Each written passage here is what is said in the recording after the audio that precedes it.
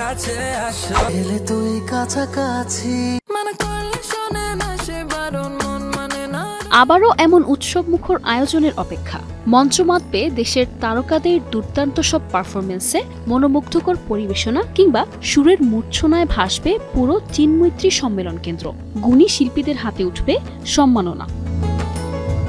16 মে শুক্রবার ঢাকার চিন্মৈত্রী সম্মেলন কেন্দ্রের হল অব ফেমে হবে, বলছি ইটিভি বাইফা অ্যাওয়ার্ডের ৪র্থ আসর।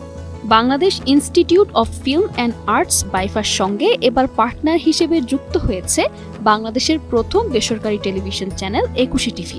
দেশের অন্যতম সেরা টেলিভিশন চ্যানেল যুক্ত হওয়ায় এবারের বাইফা অ্যাওয়ার্ড আরও বেশি চমকপ্রদ, আকর্ষণীয় ও সমৃদ্ধ।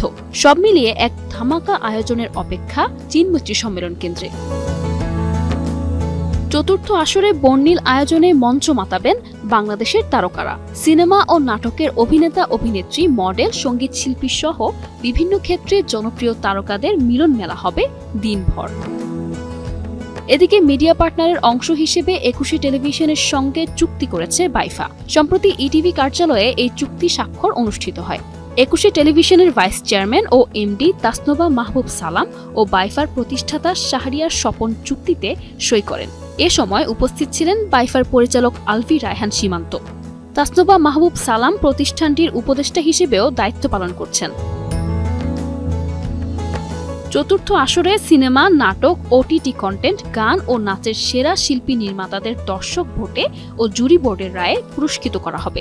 আজীবন সম্মাননা পাবেন দেশের একজন কিংবদন্তি শিল্পী। পুরো আয়োজনটি শিগগিরই 21 টিভির পর্দায় সম্প্রচার করা হবে।